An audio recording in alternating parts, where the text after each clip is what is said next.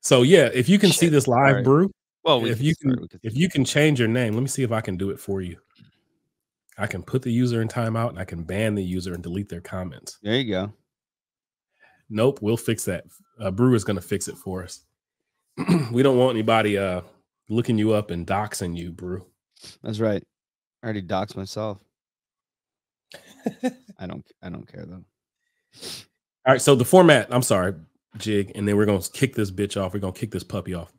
We're going to kick off. We're going to do your record recommendation. We're going to do the Boston game. We're going to tie in Mickey Mouse game.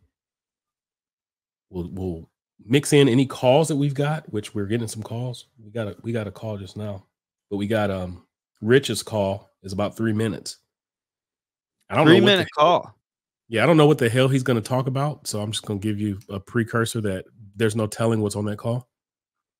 Then I'll do my recommendation and we'll close this bitch out. We'll keep it like 45 minutes or so for this episode. I like it. Let's do it. You ready? I can't think of what the hell let me brag about I was gonna do. Around mid-third quarter, my dad knocks on the door and he brings in this whiskey sour that he made with some whiskey he had just put on the bar. Totally unsolicited, just looking out for a brother.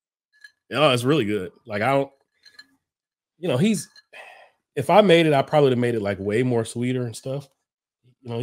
Dad is like an old school player, like a 70s, diamond in the back Cadillac kind of dude. I like it. This is about 80% kind of whiskey. It's about 80% whiskey in this thing. I was gonna say, yeah. What'd you get in there? I have no idea. I feel good though. I've had it since the mid third quarter, and when I saw Donovan and Darius get shut down, I was like, I don't give a shit. Like I'm feeling pretty solid right now. Yeah, I hear you. I know what you're saying. I feel like how Jack is feeling back there right now with his cameo. He's just rolling. He just wants attention. He's a good guy. He's an attention dog, man. He likes walks and all that shit, but this dude he's in it for the attention. Yeah. Real quick, Brew, if you're still watching, I'll crop this after we publish it so that your name isn't up there. If you change your name and put a new comment on, just change your name to 2 for the Brew, and then we'll put the comment on the screen. Sorry about that, brother. Freaking Jig over here. Saying his name. Yeah. Let's do it. It's basketball time at the Rubber Rim Job. Season 3, episode 8. It's the Jig and Rch show. First time live post game, and these guys just gave it their all up in the bean. They did. How'd you feel watching that game? I knew it was a back-to-back. I was glad to see. It's good to see people popping in here. It was good. It was good to see him on a back-to-back. Hanging in there. I mean, they took that big lead in the first quarter. I'd like to see a deeper. I'd like to see a deeper rotation. I got to say that. I don't see the need necessarily to run our guards into the ground like that. I mean, you weren't expecting me to come this strong. You choosing violence as soon as the game starts. You choosing violence, dude. I was trying to be like happy. I'm happy. I just don't understand why we couldn't see our boy Craig. I just want to see him. Man, he's healthy. God. Where was he? So, Rubber Rim Jobbers. Before we get into this, and before I put on my coach hat, I had every intention to start this show off happy as hell. I'm telling Jig. We can get back to the happy. I've got but where was my boy? Whiskey sour, courtesy of my father. I have no idea. It's like 90% whiskey, and I'm happy. And everything is good. And aside from the whiskey sour, I also got they're coming in hot in the comments. Yeah, they are. So we got to start showing. Oh, you went with the kombucha. Do you like kombucha? Dude, I've been killing these things. They're between this one right here. This one is a pomegranate, I think, passion fruit and tangerine. And there's also tangy. It's tangy. There's also one that has like cayenne pepper in it. Yeah, it's got some weird tastes to it. Let me tell you what, whatever you got in your system when you take that cayenne pepper down, it's out of there. So I'm talking about it clears things out. The greens do it for me. I use the greens. I feel like with the greens, that's coming out the other end, though. Yeah, no, that's what I'm talking about. But the cayenne, you're talking about the nose. Yeah, I don't want to drink cayenne and have it come out the other end because that doesn't feel so. No, the greens whack. Oh yeah, those greens do it. Yeah, I hear you. All right. So really quickly before we start pulling these comments, guys, throw the comments in the comment section right here. We see you guys jumping in here. We appreciate you. We will throw the comments in as we start chatting this thing. I don't know who A to Z Crypto is, but he's representing right now. He's killing it for our comment section. We appreciate you, brother. So real quick, how do we do this? Oh, how's your week been since the last time we recorded, Jig? Week has been good. As you know, I coach like 100 different basketball teams. So I've been doing that. Just started practicing ball for one of my son's teams. Three practices in for his other team. So that's good. Just finished watching the game with my son Luke this one. Shout out to him. Yep, shout out to Lukey. Yeah, he's upstairs with his mom right now. She's questioning why I had him up so late, and then we explained. We're gonna get out. We're gonna watch Godzilla. Watch Godzilla tomorrow night. Okay, pretty awesome. We didn't get to do that yet, so we're gonna do that. Had my daughter out at the park. So it's been a good week so far. Solid week. Sticking with staying busy at work and all that stuff. But solid week. Just looking to get in here and talk some Cavs. But I know you didn't want me to start so hot here, but no, we're coming back around. Gotta get in. Gotta get in and get back to business. What about you? I won't complain, brother. I had a road trip down to the A. Okay. The good old A for a the A. Holiday. What's the A? Atlanta, Georgia. Oh, Atlanta. Okay, I never called it that before. For a holiday party, in support of one of the dopest and most beautiful entrepreneurs I've ever seen. And before I got to be that guy, because I got to put on a suit, bow tie, all that kind of stuff. I'll put the picture on the board somewhere. As you see, I got a dapper taper jumping off. Before I got to be that guy, I went out first thing in the morning, and you remember we were talking about my little buddy that's catching the basketball, Jones, Mr. Christian. I got to tell you something about that. But yes, his guy, they had their first game of the season with the, whatever you want to call them, whatever his neighborhood is, Kennesaw Nets.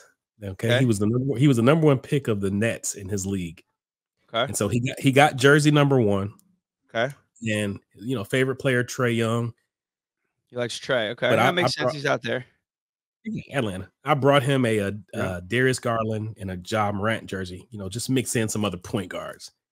Okay. And he's like, man, I'm loving Darius Garland's game. And he's already got the Donovan Mitchell shoes.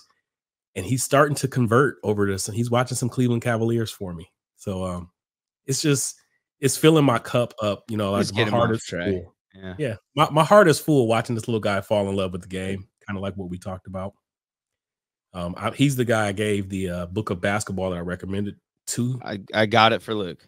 Okay. So he's sitting upstairs waiting for him. He's chewing that thing up, and he keeps looking into people like Tracy McGrady right now because he loves his game too. And looking at his clips and stuff. And this little dude was balling, man. He had an approach to the game where he was more focused on everybody else on his team, which I love because that's how you start off with like leadership. Mm-hmm. And there's this one little guy on his team named Cedric. And Cedric was stressed out. Cedric, if he dribbled and had a turnover, Cedric was tough on himself. If he passed it and they got a steal, Cedric was tough on himself. And I watched this little guy, Christian, walk up to him. We'll call him CT. I watched CT walk up to Cedric and put his arm around him and just encourage him and everything. And I was just like, man, that's leadership. I like it. So, how old are these dudes? I want to say 10 or somewhere is about. We got Prince Sebastian just joined the party.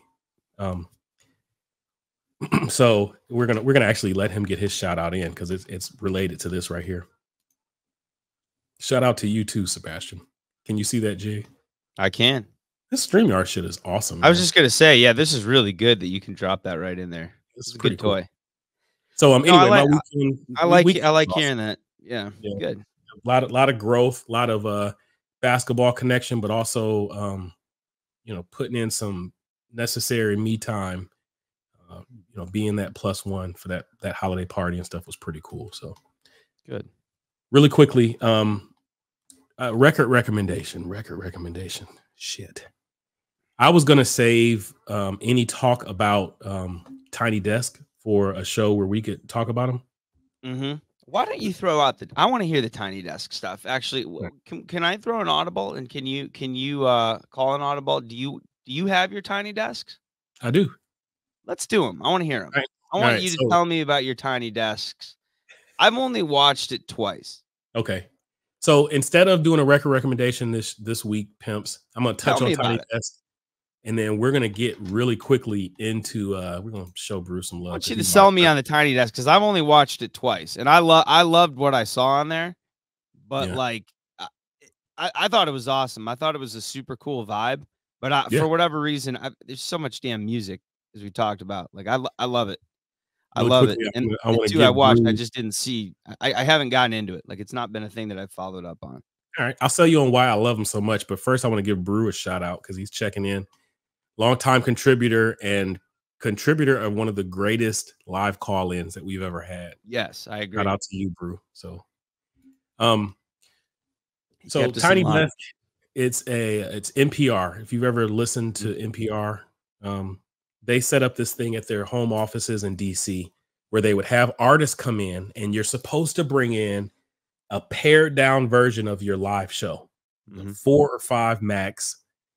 Guys are breaking the rules all the time, but like what they do sometimes is they'll bring in a full acoustic performance. So they'll bring in like choirs and stuff like that. But what really I would say is it strips away all of the fluff that comes with like a stage performance, and you get the performance at its rawest form. Okay. So what I asked Jig to do for homework, guys, I said, give me your top 3 Tiny Desk live performance songs. You don't have to say, oh, I like Mac Miller. Because after last week when I shared Mac Miller, what's his name? BIW popped up on the board and was like, I love the oh, look, Brew is representing, man. We gotta keep hitting him up here with these comments. Because he's coming with it. BIW mentioned Mac Miller, and I was like, all right, like Tiny Desk is the thing. So these guys are I didn't mean to just not share his thing, but we're gonna pull it back in. We talk basketball. So anyway, live performances on Tiny Desk, they're awesome. There's years of performances now. You got to get on there and check them out. All kinds of, Anderson .Paak and everybody's been up there. But there was a homework assignment I gave Jig. I said, find me 2 or 3 songs, individual songs from performances that were like, oh my God, this is awesome. Because I went down a rabbit hole this past week, and there were definitely 3 performances. I was like, man, these songs right here.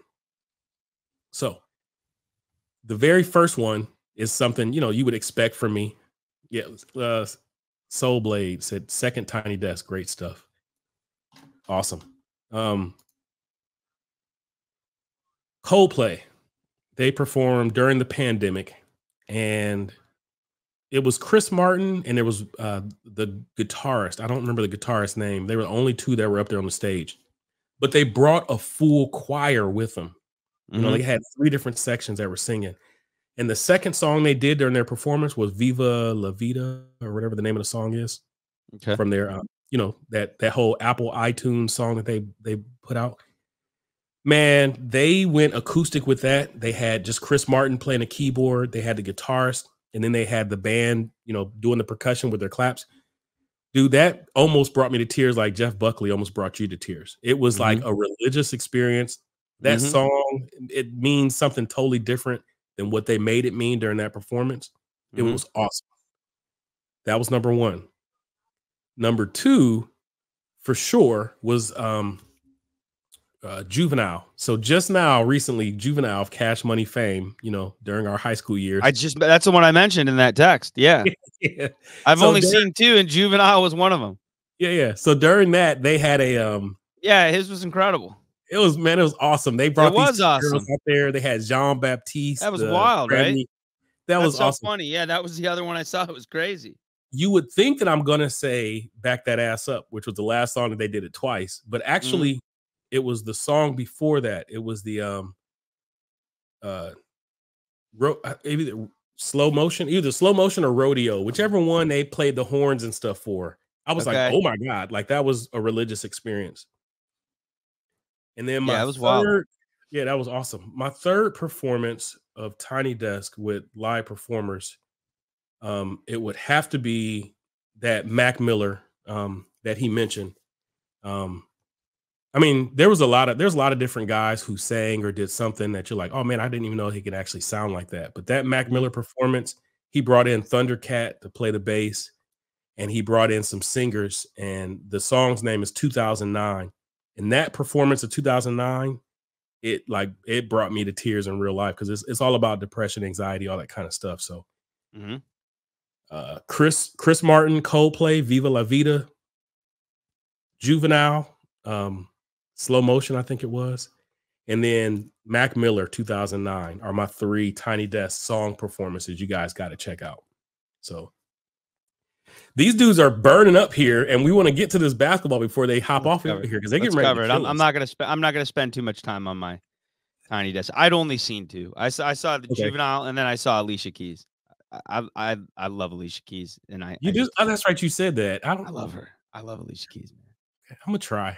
I haven't even watched her thing because I've never been impressed. I don't know that you need to bother. I mean, I just happen to see if you like Alicia Keys, then you'll like her performance. Honestly, her performance she's done better with Fallen. I happen to like the song, but I love Alicia Keys. She's done better with Fallen. Regardless, one thing that's falling is these guys. Go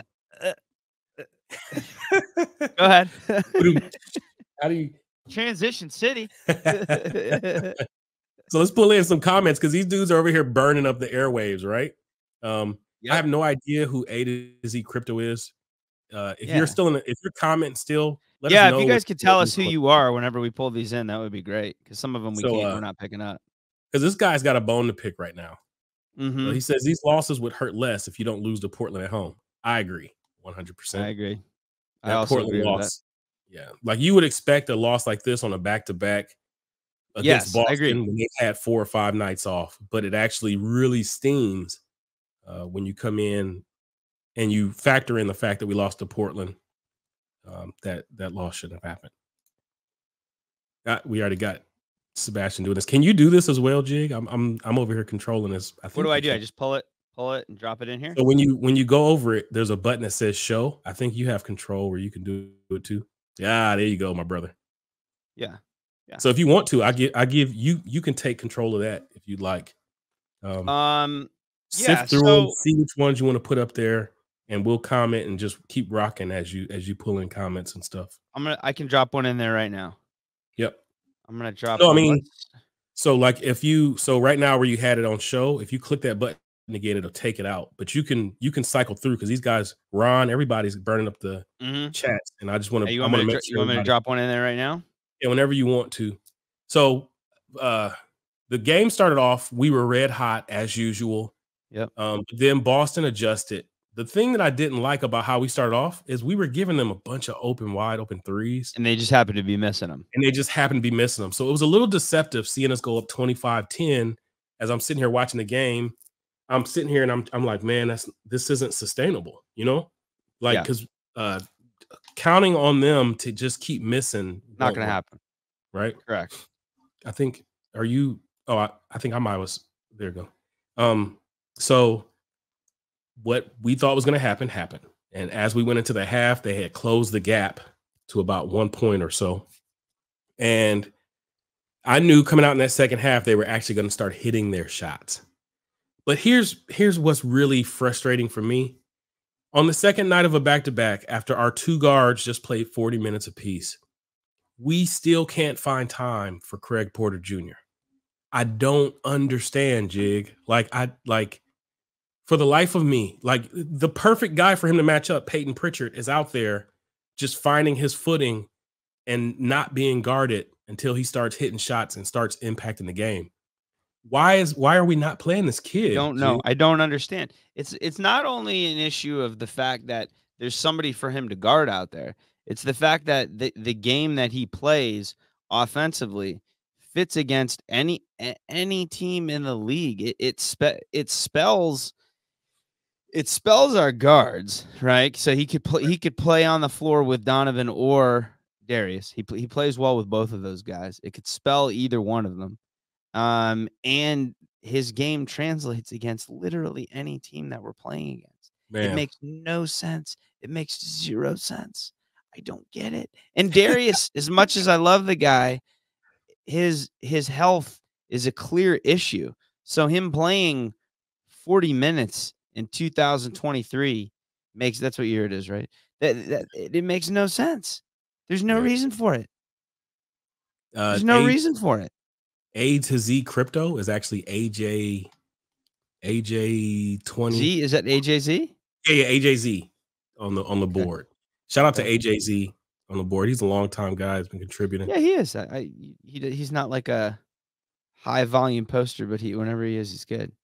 I think like 10 years ago when we did our Xbox league, I think he was a part of that. If you remember being in that league, AJZ. I was not in that league. I never had an Xbox.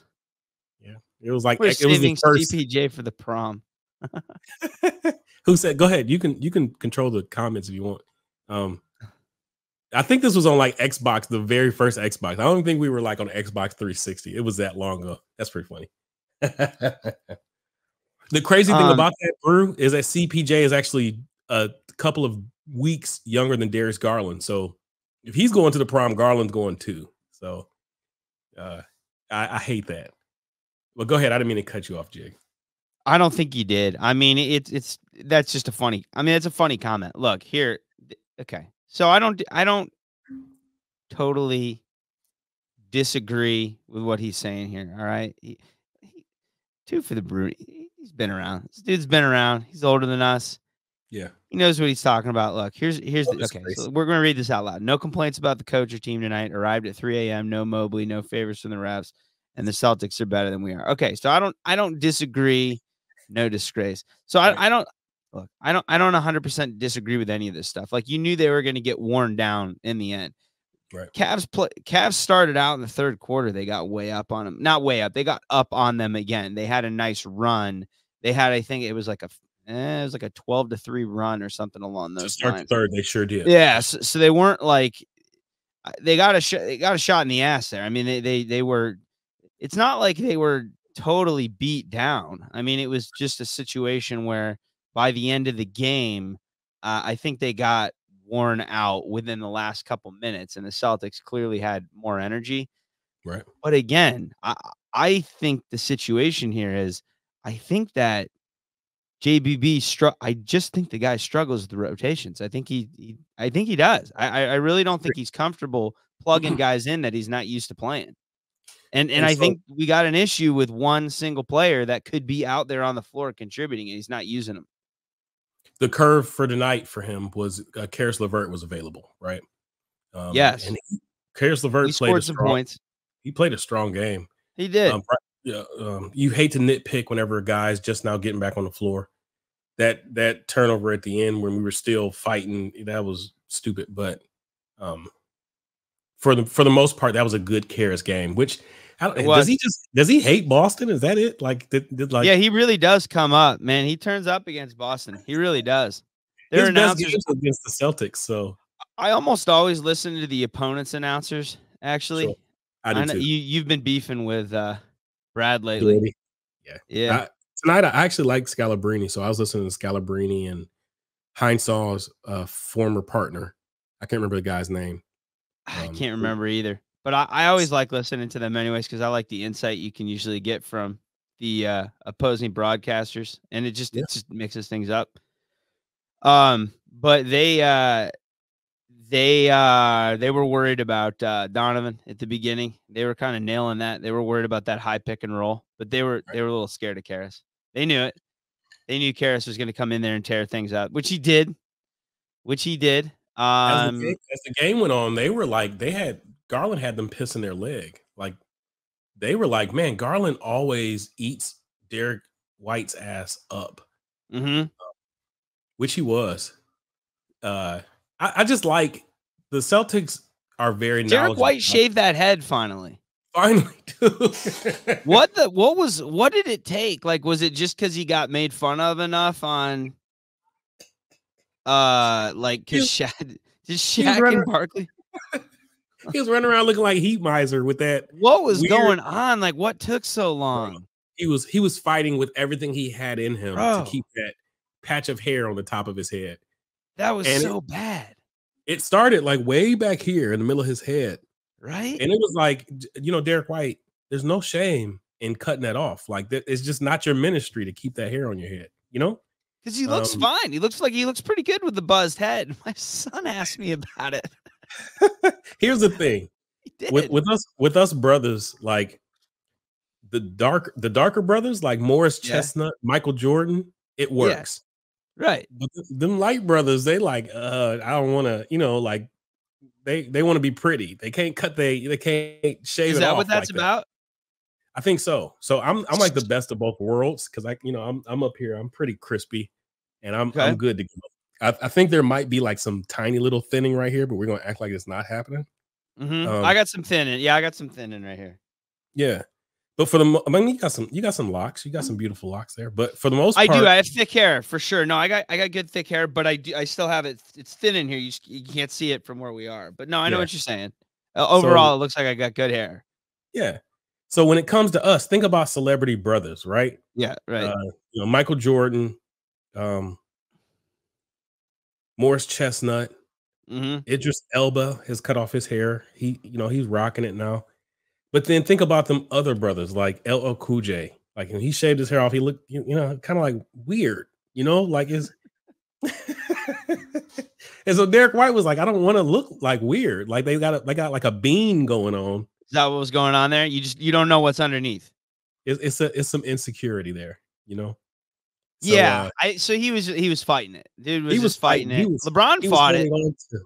Oh man. So LeBron's the exception to dark brothers like feeling like, yo, I'm about to rock this out. This dude then glued and painted his head so many times. Carlos Boozer used to look terrible. Carlos Boozer was doing that shit for a while. I mean, like, bro, just give it Cut it off. Cut it off. Cut it off, dude. Just let it go. I say the same thing. Like at this holiday party I went to down in Atlanta, there's a couple white brothers that had like dead cats on top of their head. And I'm just like, man, you don't have to do that. Like these, actually, you're the CEO of your company. These women are going to like you anyway. Just let it go. Actually, they'll like you more if you come in here unapologetically and rock it. They're just going to dig the fact that you got the right. Exactly.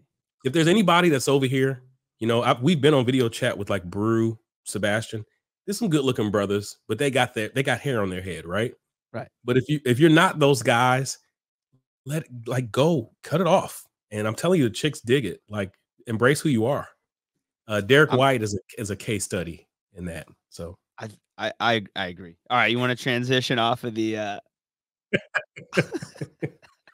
Yeah, no, Boston was going to win that game, and I actually think it's awesome that we kept it as close as we did. For the coach, they killing the coach, and I have to give Brew credit for fighting the way he does.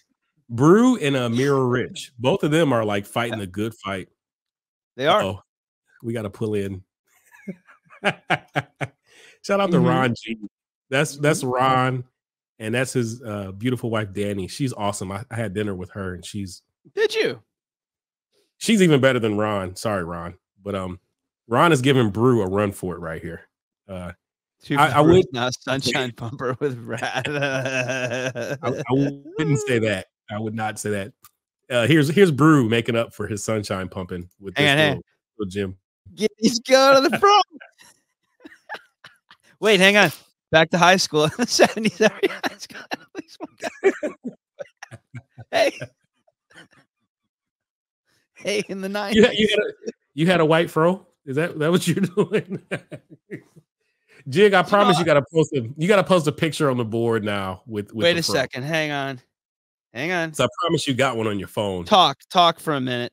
Please tell me that you look like Bob Ross in this picture. Talk man. for a minute. Just talk about something for a minute with these fellas. So I'm gonna show you anyway, something. Brew, if you've got a picture from the 70s with a fro, you gotta share it. You can black out the eyes or whatever you got to do. So Derek White. Is there a way I can pull something up and show this to you guys? Because if I can, we can do a screen share. I don't know if we can. I don't know if we can show what you're. I might be able to actually pull this up and show you a picture that I have of myself around that time. Put it in the camera. We'll see if we can. That's what I was gonna do. I was just gonna put it right up to the camera because as long as you don't have like a flip phone, we should be okay. My buddy called me. I don't know what kind of decisions I was making around then, but buddy called it my Count Chocula hair. So yeah, Derek White can't find it. I can't find it around. I can't find Derek it White has officially taken us off pod and off. I know he did. All right, we'll get back on this. So we expected. Wow, this is all coach. This is all coach here. We have to touch on the coaching, and we have to touch on Orlando a little bit because that game that just happened the night before, we can't pretend like that didn't just happen. So these guys, they had a tough loss down in Mickey Mouse Land. Hop on a plane, they play in Bean less than 24 hours later. But what happened in Mickey Mouse Land? Do you remember that game? Let me pull up the stats. The game that they won? No, they just lost in Orlando just last night. Well, because they won in Orlando too. Yeah. So last night they played in Orlando. So they won in Orlando a week and a half ago. Yeah. They won in Cleveland a week and a half ago. Flew down to Orlando to start this road trip. In the first game, lost by 10 last night. Yep. And they were getting whooped. What was the score for that game? Night. Which one? Last night? Last night's game, yeah. 104-94. They were getting 104-94.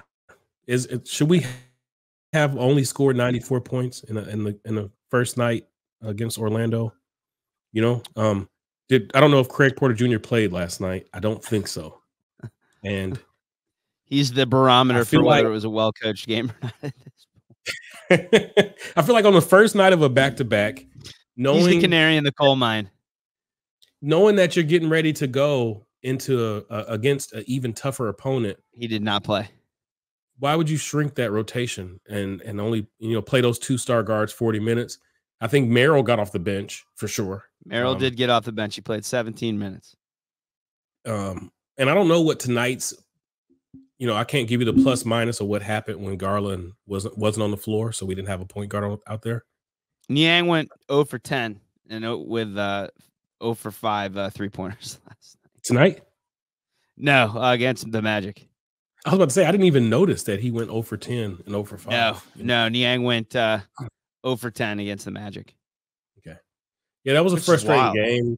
It was a frustrating game against the Magic because I hate. We talked about in the last game against them when they were flopping and stuff that Cole Anthony has one of the most punchable faces. He does have a punchable face. But then we also talked about Joe Ingles and Mo Wagner being, like flop artists who are just, they're tough international players who know how to get a whistle. So the whole thing frustrated me because I was like, we're better than them. If we're being coached better, we would have won that game still last night.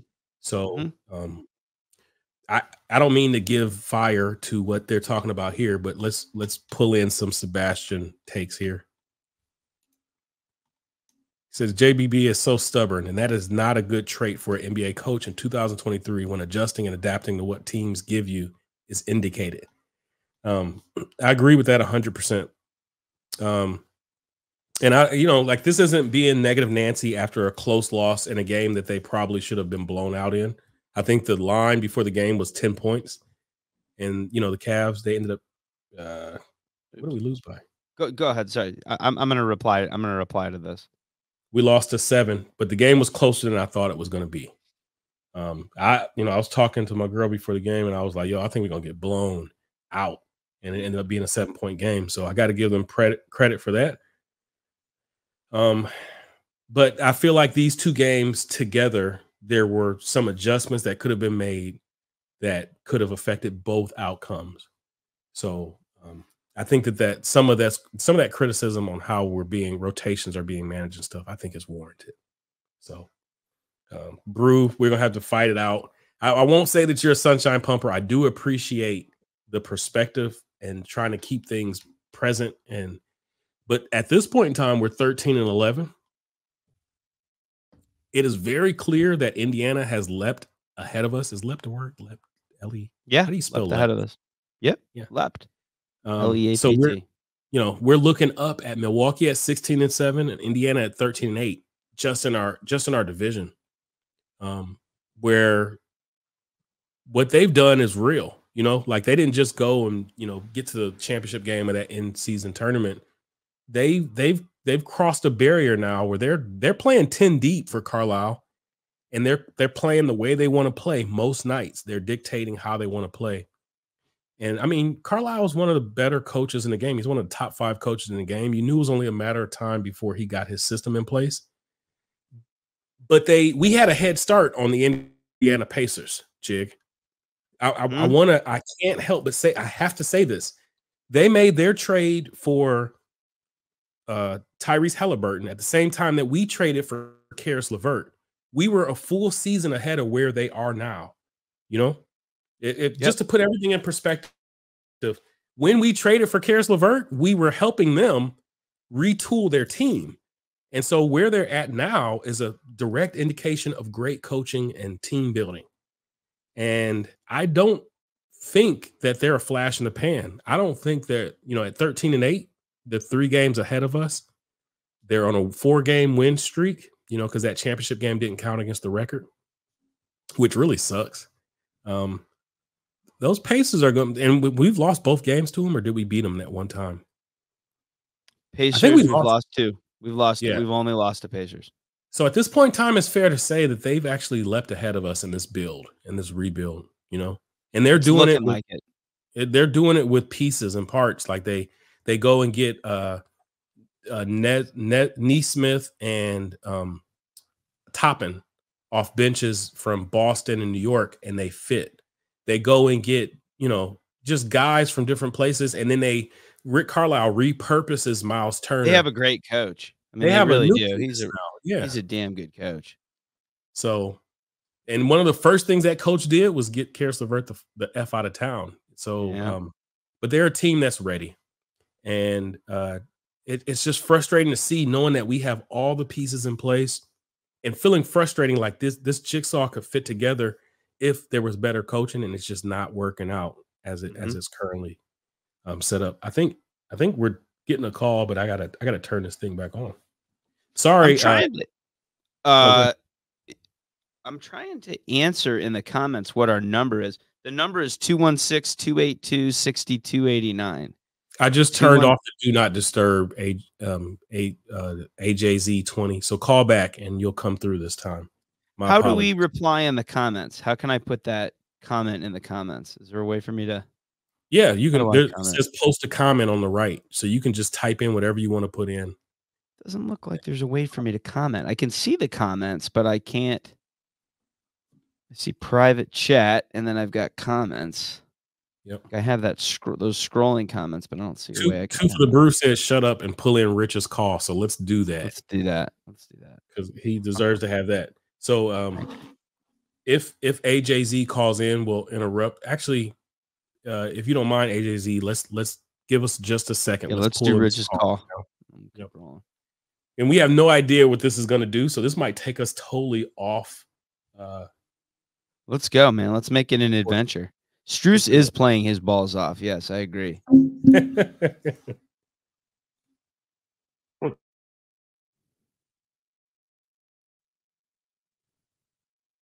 You guys keep chatting. We'll pull all your stuff back in once we comment on to talk about. Really, the only thing I wanted to talk about. We had some lag stuff anyway. I'm about to start this call over. Can you hear him on your headphones? I can. Okay, here we go. What's going on, guys? This is Rich from the board, and I'm calling in to talk about really the only thing I've wanted to talk about the last, 3-4 weeks with the Cavs, and that's Greg Porter Jr. This is a guy that I got super excited about a few weeks ago. I said I saw star player potential, and you guys know me. You see how I post on the board. That's not something I normally say about a young player. I try not to get overhyped. I try to remove my bias when I evaluate a player, try to step back from being a fan, and yet that's the way I feel about this kid. So then to see how he's been treated by Bickerstaff has been disheartening, to say the least. And then you see the last game, right? I made a post on the board. The play speaks for itself, and sometimes we overcomplicate things, and we try to assess reasons, why is the coach doing this? Maybe he sees something. Man, sometimes the coach does stuff just because the coach doesn't know what they're doing. But you see the last game, Garland gets four fouls in the first half. LeVert's hurt. He has to put Porter in. What happens? Boom. Immediately, Porter turns the game, plays well. But Uh-oh. Is there a new phone. Did he? I was gonna say, I think he might have had to call back. Here he is. If Garland hadn't been in foul trouble, if LeVert had been healthy, he doesn't play. So I'm at the point now where Altman needs to step in and remove some roadblocks. And to me, it's between two players that need to go, so this kid can get time. And it's LeVert and Okoro. On the one hand, I feel Okoro fits the team better when everyone's healthy and LeVert steps on toes. On the other hand, I feel like LeVert's insurance if Mitchell or Garland get hurt for an extended period of time. It gives you someone that can be or try to be a secondary scorer. So I go back and forth on what guy I want to see moved out of Cleveland, because this coach isn't going to move them out of the rotation to make room for Porter. It's just not going to happen. In order for Porter to see more time on the floor, because I really do think there's a chance the Cavs have found a diamond in the rough here, not just a nice little player, but someone that can be a long-term eventual starter in the NBA at minimum, and potentially more. That's just how I feel about the kid. But I'd love to know your guys' thoughts. Does somebody need to go? Should Altman step in and remove some roadblocks? Or should we just pray Bickerstaff has an awakening? I don't think that's going to happen.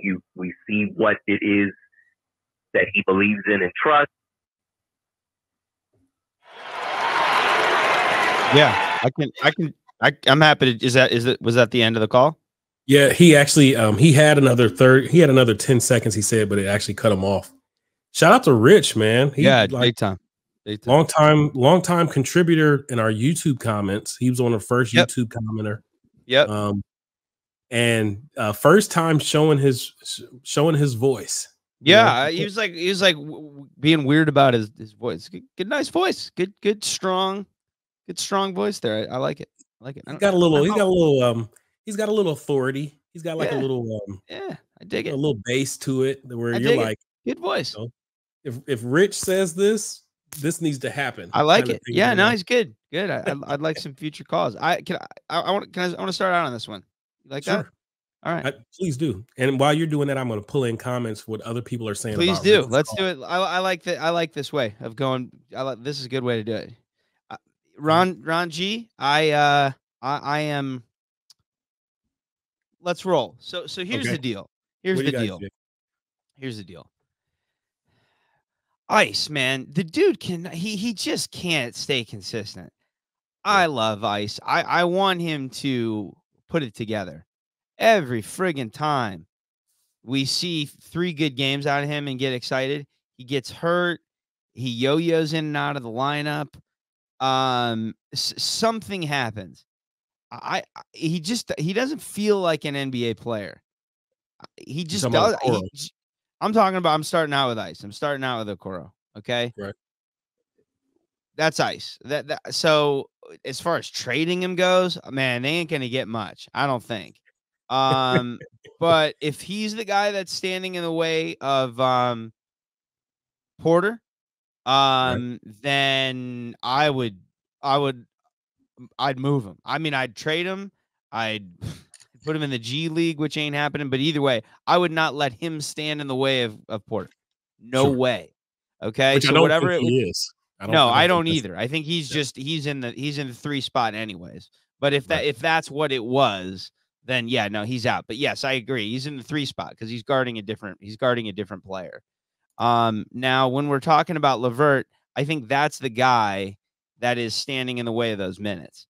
Now, if we're really talking about a situation where LeVert's there so that he can be traded for somebody else, and it's a matter of like we need a week full of games where LeVert is healthy and he's putting up like efficient efficient games where he's proving he can score like he did in Brooklyn Right. for a while, and then he went to Indy, and then the Cavs took him off their hands.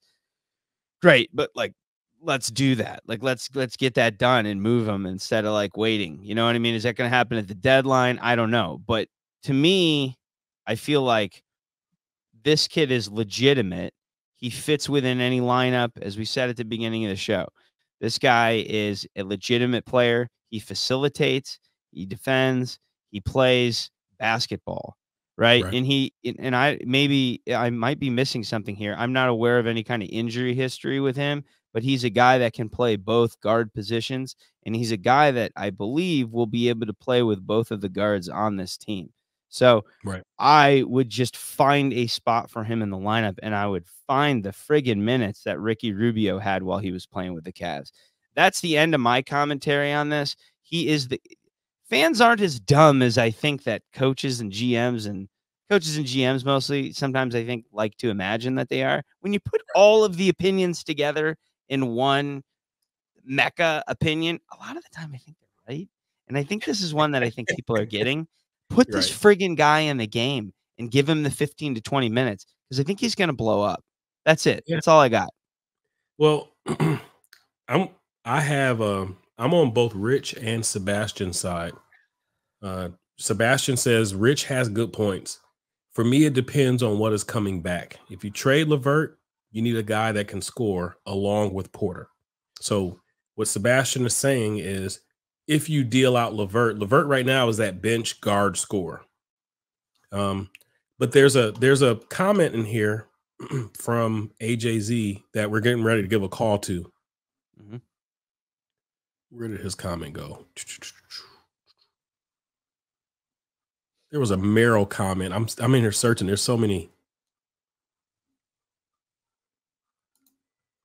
He says, I'm a Merrill truther. I really think he should have had more play the last year. He was knocking down a lot of threes. So what he's doing right now in his role before LeVert came back, I thought was solid. I think if you have a point guard on the floor with him, because right now he's on the floor and he's just a floor spacer for Donovan to pretend to play point guard. What we've been talking about pretty consistently is that Donovan doesn't see the floor like a point guard. So if you have Merrill out there when Garland and or Porter are on the floor, you probably open up his threat as a standstill shooter a little bit more. So I guess those two things complement each other. Sebastian saying if we take LeVert out of the rotation, we need a bench scorer. Me saying that bench scorer, we do have guys who are specialists if we play the point guard who creates shots for the bench scorers. That's what those two things are kind of, going back and forth. I'm going to pull in Brew's comment really quickly, and then we're going to actually give AJZ a call. I hope you're ready for that. I'm ready. AJZ. But let's pull in this comment. Oh, here's Sebastian to counter what I'm saying. CPJ and Merrill works in theory. We got to see it, right, Sebastian? I don't know if we have yet. Is he going to pop both of them in there at the same time? I would like to see it. It's possible. We've got the rotation right now. He said CPJ and Merrill was great in Summer League. Right. Yeah. I like all of that. But we were saying the same thing about CPJ before the season started. oh yeah, he's just a summer leaguer. And but then as soon as we saw him play, and we're like, wait a minute, this guy is better than that. And we just said that Rich is not a guy who gets excited just to get excited, right? So this Okoro guy stepped out of bounds again tonight, if I can point that out. He's the only guy in the NBA that I know of that I've never seen anybody else do it. Never seen anybody else do it. Can we admit something before we go, we give AJZ a call? Yes. Okoro was a power forward in a shooting guard's body. Definitely Can true. we just say that? Like Okoro does things, you expect Okoro to do things one way, but he's actually Tristan Thompson, young Tristan Thompson, but he's 6'4", right? Yes. So think about when Tristan was, finding his way through it. He was shooting left hand shots and all this kind of stuff, but you could put him on the perimeter and shut guys down, and he could guard bigs and stuff. Mm-hmm. That's what I'm looking at Okoro like. I feel like a guy like Carlisle, one of the greater coaches today, Spo, all of these guys can actually find ways to minimize his weaknesses and make good use. This guy, this is accurate. Petrus used to do that. Oh man, he used to wish kill. He would have done that more back in 2000. What was that? 2008. He used to kill those Warriors, those We Believe Warriors teams. He used to kill those runs. Him and Andres Biedrins. They would have the most. I remember him. They used to have the most timely turnovers, and Baron Davis, Steven Jackson, Monte Ellis, and dudes would be like, they used to be pissed because they would just do stupid stuff when they were running and gunning. Yes. So, so let's try to give this kid a call real quick. Shout out to Brew for bringing in you mean Antonio Gates, of course. Antonio Gates. It's funny that he said that because I keep thinking to myself whenever I see Okoro, I'm like, he reminds me of he's got a tight end body. I want to put him on the Browns. Njoku. He's like Njoku meets Antonio Gates kind of thing. Exactly. I want to put him behind Njoku. I agree. So let's see if we can actually give this kid a call real quick.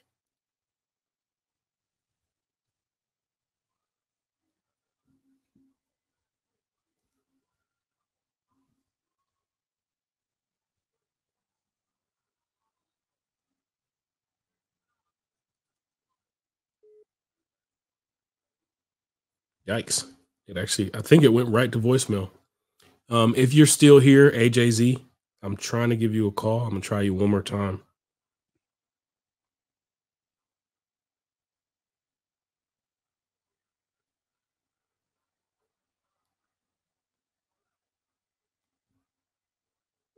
Yeah, no.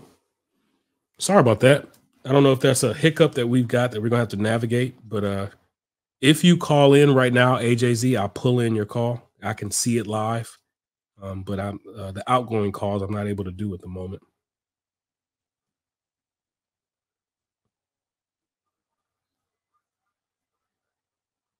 Yeah, that sucks.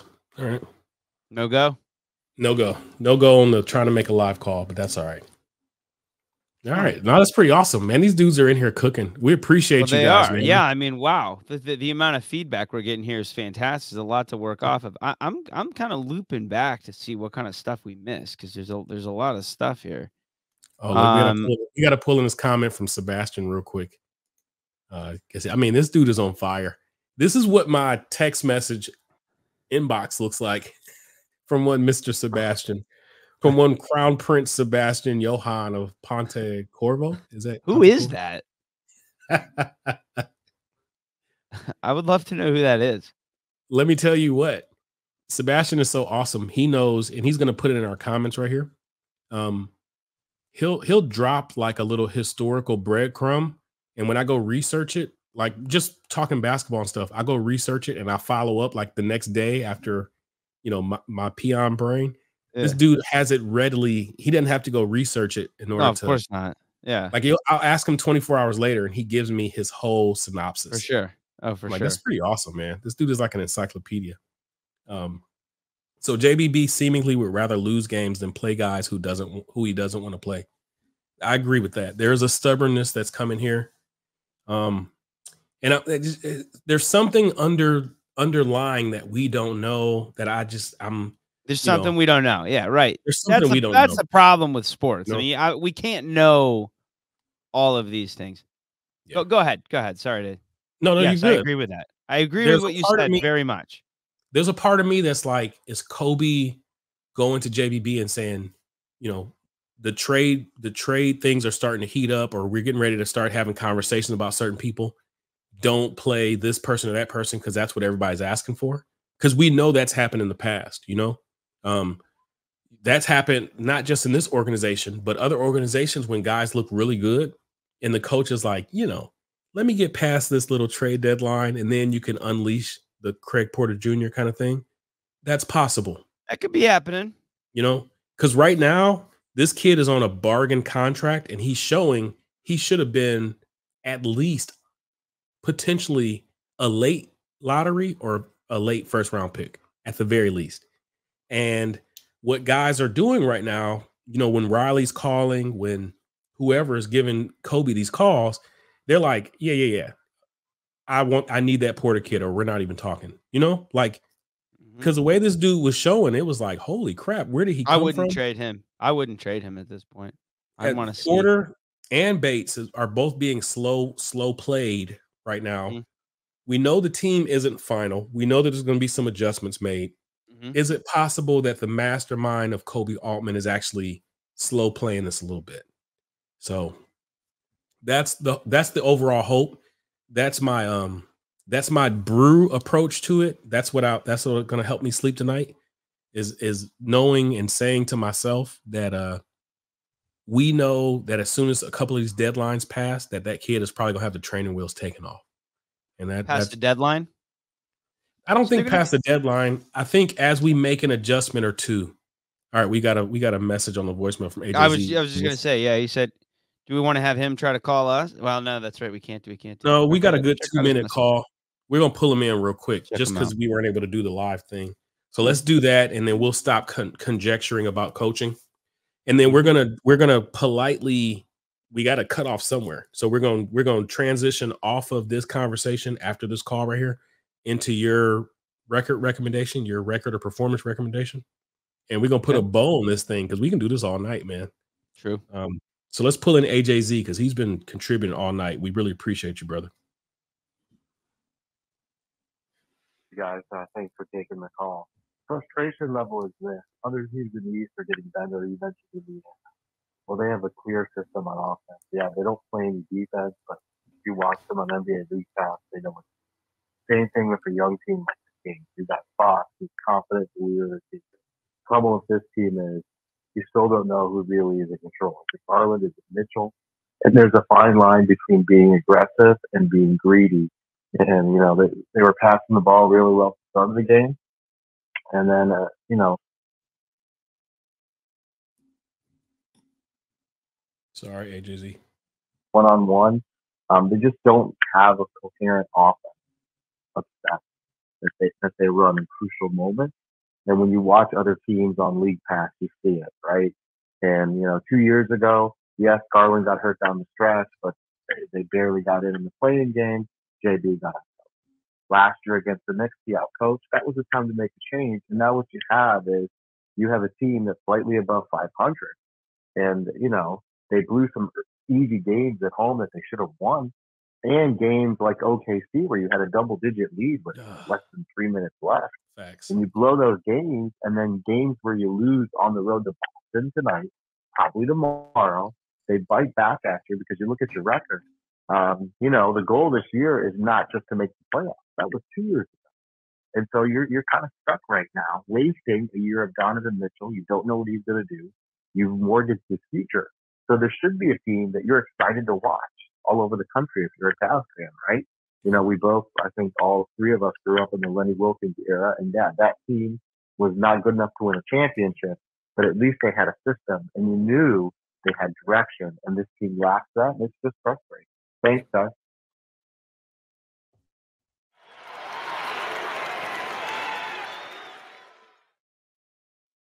Hard to argue with that.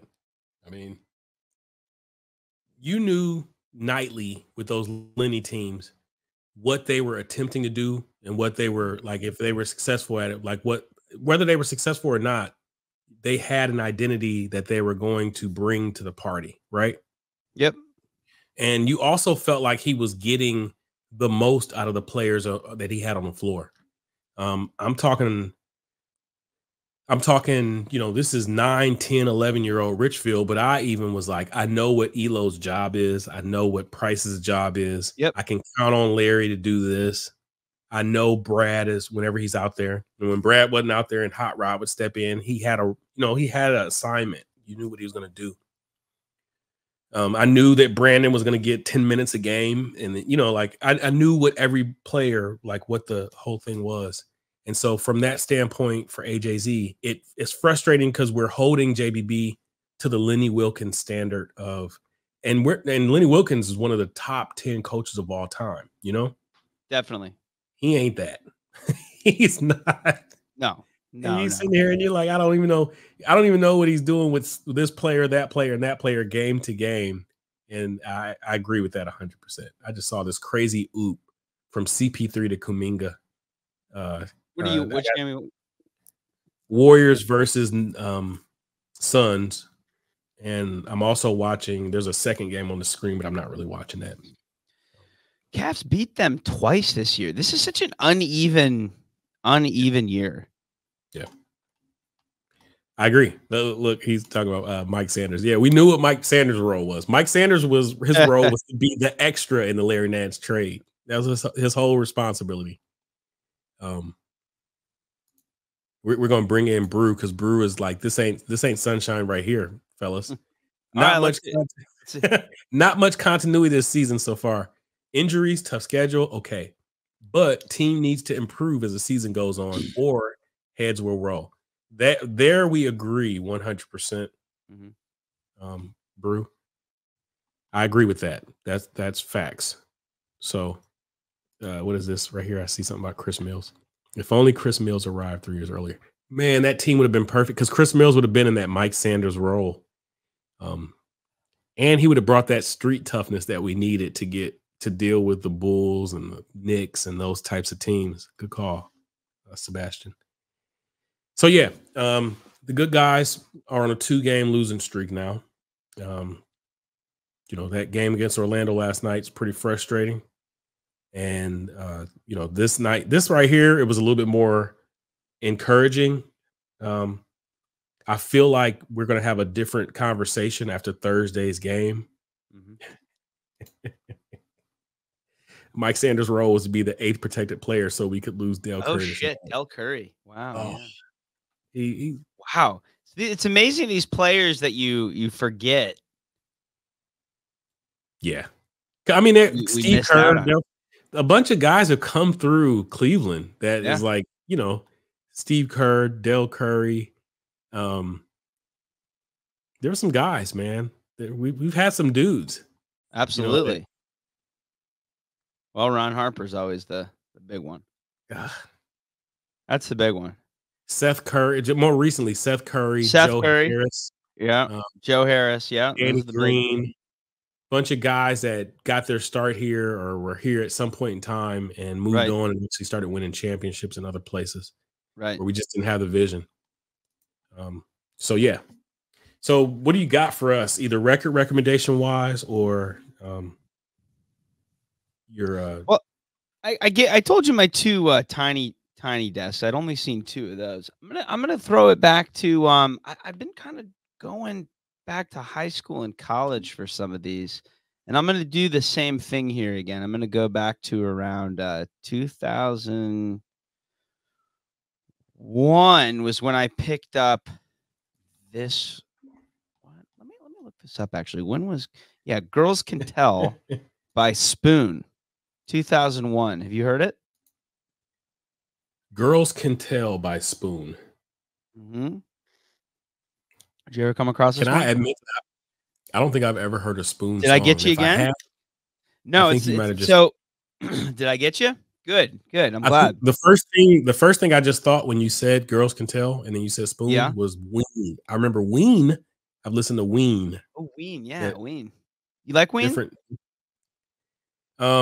There's a song by Ween that one of my boys got me hooked to while I was at the record store. It was called Baby Bitch by Ween. Yeah. You ever heard that? Yes. Okay. But go ahead. I don't mean to hijack. No. That's okay. Yeah. So Spoon is I was trying to figure out if when I found Spoon was right after that came out, and it looks like it was 1 year after that album came out. So they're an indie band from let me confirm this is accurate. Austin, Yeah, they were Texas. from Austin, Texas. Yeah, because I was in Dallas at the time going to school. And they weren't like a huge selling band, but they were pretty popular around there. And I mean, they were playing at like Austin City Limits and all that kind of stuff. Super slick, kind of cool sound. I loved that whole album. So if you go through and you listen to that album, I can't say I really like one song more than the other, but I really like the whole thing. They sound kind of similar, but it's a very what word would I use? It's it's like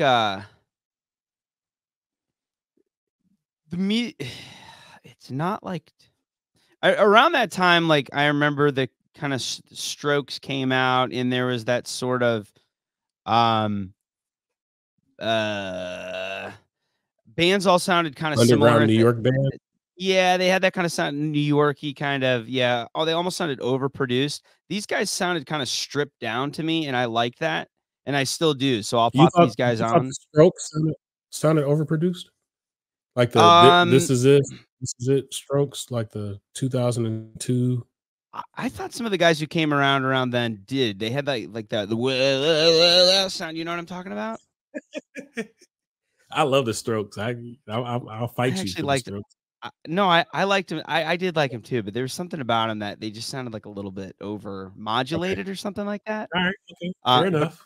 I did too. I still do listen to some of their stuff. They just sounded like over modulated, I think is the word. Regardless, I like these guys. I like this album.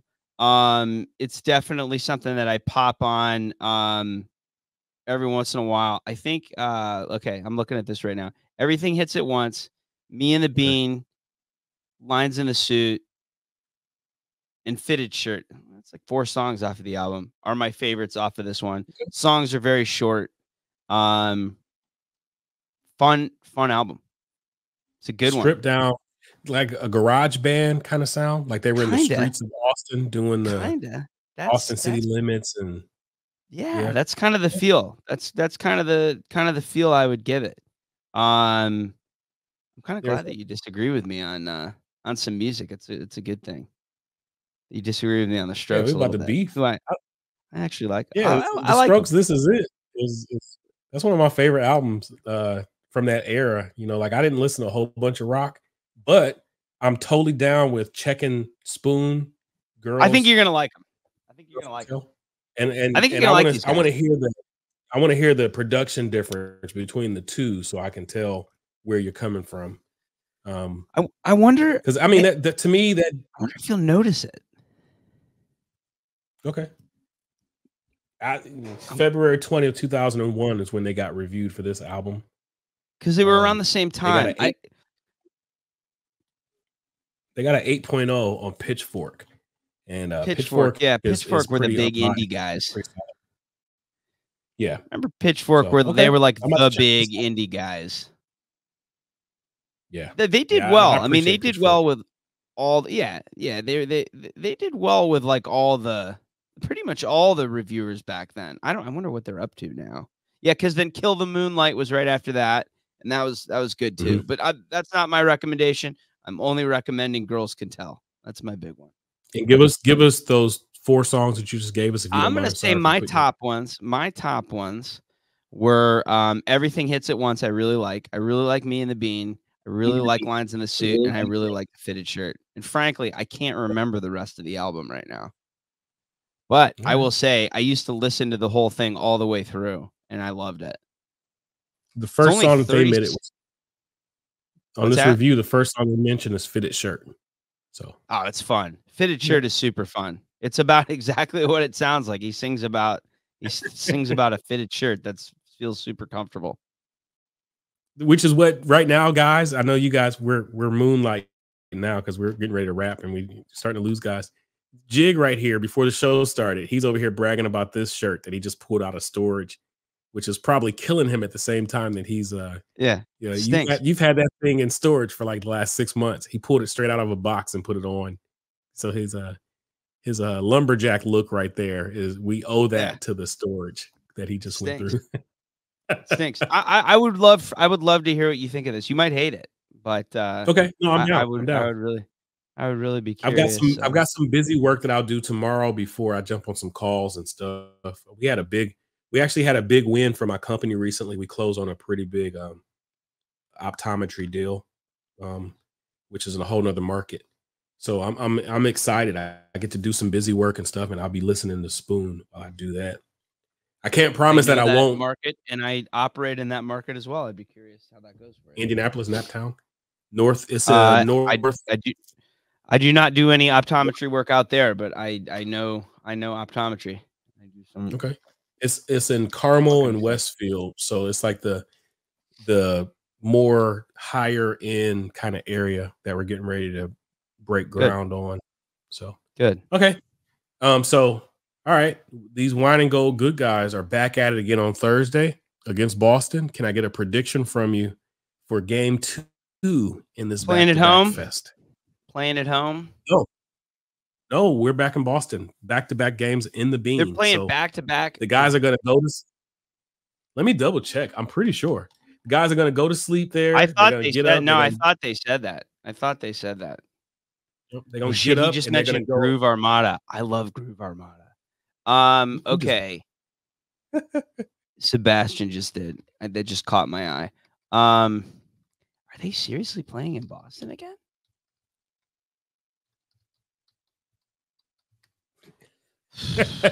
Look at Brew throwing in some history for us.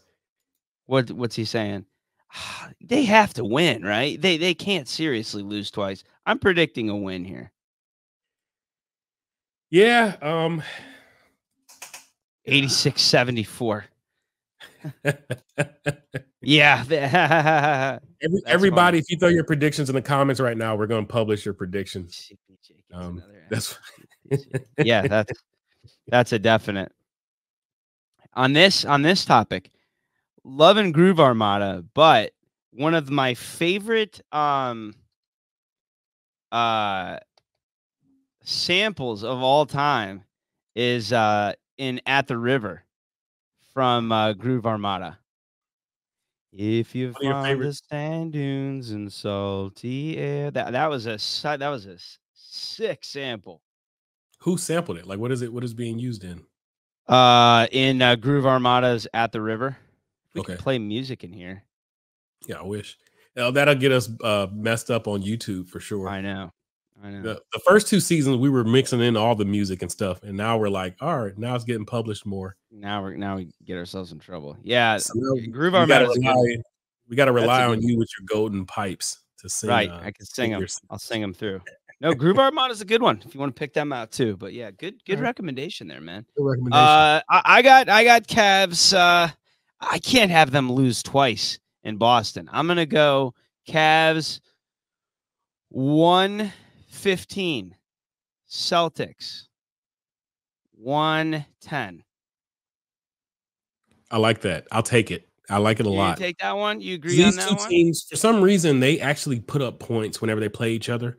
I think these two styles against each other, they lend itself. Like if you look back at those barn burners that we had 2 years ago and last year against Boston, points get scored. It just happened tonight, 120 to 113. So I'm going to roll with you 100% on this one. 115, 110. I appreciate that. Wine and gold good guys. For some reason, Karis LeVert loves beating up Boston, and Darius Garland likes to have a field day. He owns Derek White. So, oh no, I almost don't want to put Sebastian's. Sebastian says 125-92. JBP runs to the 5-man. Do we know what's going on with Mobley? What's up with Mobley? We're gonna close on this note. Yeah, I see 2 for the Brew just said this. So this will be our last comment. Okay. If Mobley isn't back, it would be very difficult to win. Yes, I agree. I agree too, because they're holding it together with string, and this kid has missed 2 in a row now. I have no idea what's happening with our unicorn. There's something weird that's going on here, guys, because we're not seeing these injuries, and these dudes are missing multiple games. I feel like there's something X-Files, like my Spidey sense is going off. Yeah. And I don't like that my Spidey sense is going off. But, Karis LeVert missed all these games, and then he's back, and he's like playing like he never missed a game, and something ain't right. So we'll just leave it at that, so we can have a good, 48 hours or 24 hours before this next game. Niang plays point guard. Sebastian's having a feel. I'm not posting it. Sebastian chose violence for this first live presentation. He did, man. I came in hot. He's coming in hotter. I love it. I like having these comments on here, man. This is fun. Is pretty awesome. This is pretty fun. What a great tool this is. Yep. So rubber rim job for the first time post game live. Yeah, these guys put in. We got in here and opened up these things, and we put in a strong 90 minutes without even feeling like we broke a sweat. Jig, this is awesome. It's good. Signing off, episode 38, back to back. I said Magic to the Bean is the name of the episode, but we're about to go ahead and just publish this thing because these guys carried us this episode. We want to thank you guys for that. They did, yeah. Both of us, before we got on cam, we were actually falling asleep at our desks here. So you guys popped us back up and from the dead. Yep. All right, signing off. We really episode 38. I wish this is the last episode. We're not gonna have Joe Tate sign us off. I gotta apologize to you guys because he should. We will. We will too for the brew. Sorry about that. Have a good night, everybody. What did he say actually? In the comments. We'll make sure to start it after. Yeah. All right. Signing off, pimps.